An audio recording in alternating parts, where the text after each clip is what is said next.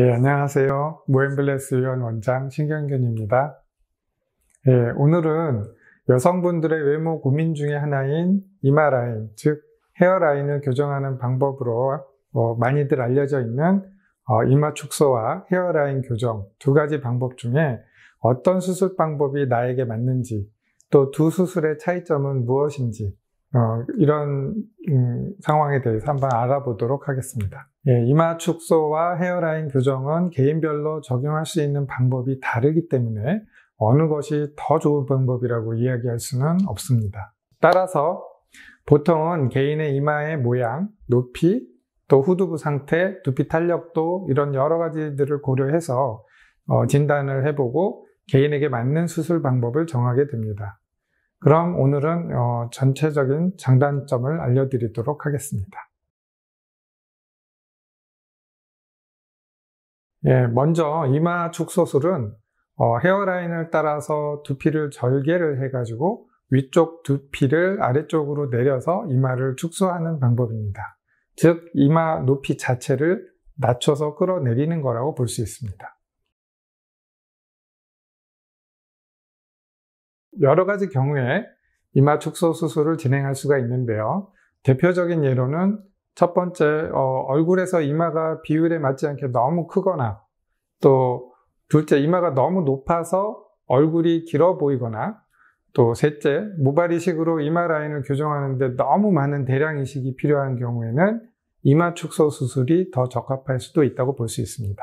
또 본래 헤어라인 모양은 자연스럽지만 이마 높이만 높은 경우, 즉 높이만 낮춰도 충분히 좋은 효과를 볼 수 있는 분들에게 이마 축소 수술이 추천이 되는 수술이 되겠습니다.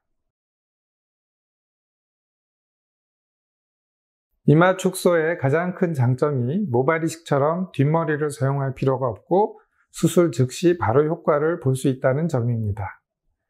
단점은 봉합 부위에 흉터가 남을 수 있는 것이죠. 이마 축소로 인해서 생기는 흉터는 초기에 한 2-3개월 정도는 약간 붉은기가 띌 수도 있지만 수술 후에 한 4-5개월 정도 되시면 많이 옅어지게 됩니다. 또 피부 톤에 따라서 피부가 흰 분들은 또 눈에 잘 안 띌 수도 있고 피부가 짙은 분들은 살짝 눈에 띌 수도 있습니다. 헤어라인 교정은 모발 이식을 통해서 이마 모양을 교정하는 방법입니다.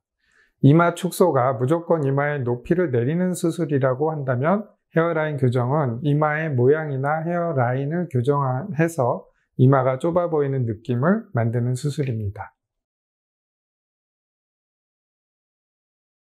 후두부 모발을 채취해서 비어있는 이마 영역에 이식하는 방법이므로 각진 이마, M자 이마, 그리고 헤어라인이 불규칙한 경우에 적합할 수 있습니다.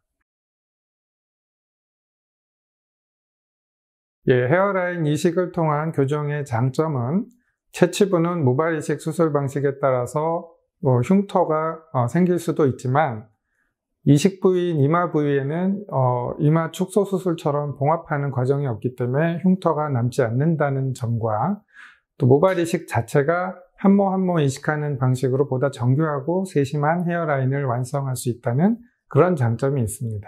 단점이라고 한다면 아무래도 모 주기에 따라서 이식모가 자라는 시간이 있기 때문에 결과를 보기까지 한 9개월에서 12개월 정도의 시간이 걸린다는 점이 단점이라고 할 수 있겠습니다. 예외적으로 두 수술 방법 모두 병행하는 경우도 있습니다. 이마 축소 수술을 한 후에 헤어라인 교정을 하는 그런 경우인데요. 이마 축소를 하고 한 6개월 정도 자리 잡은 뒤에 헤어라인 교정을 하는 경우가 있습니다. 이렇게 두 수술 방법을 병행을 하면 이마 축소로 전체적인 이마 면적을 줄이고 그 다음에 헤어라인 교정을 통해서 각진 부분이나 조금씩 비어있는 부분이나 어색한 부분을 채워가면서 헤어라인 디자인을 잡을 수가 있습니다. 실제로 이마 축소를 먼저 하신 후에 헤어라인을 다듬기 위한 헤어라인 교정을 위한 모발 이식을 받으시는 분들도 많이 있으십니다. 이렇듯이 이마가 넓다고 했을 때 높이가 높아서 넓어 보이는 경우도 있고 각진 모양이나 비어있는 M자, 또 불규칙한 헤어라인 같은 걸로 인해서 넓어 보이는 경우도 있는데요.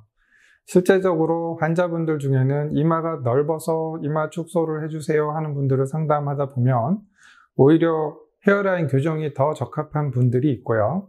반대로 헤어라인 교정을 상담하러 오셨는데 이마 축소술이 더 적합한 경우도 있습니다. 따라서 혼자서 결정하고 진행을 하려고 오시지 마시고 병원에 오셔서 현재 자신의 상태를 정확하게 진단하고 자신한테 맞는 수술 방법을 선택하시는 것이 가장 좋은 방법이 되겠습니다. 시청해 주셔서 감사합니다. 지금까지 로앤블레스 의원 신경균이었습니다.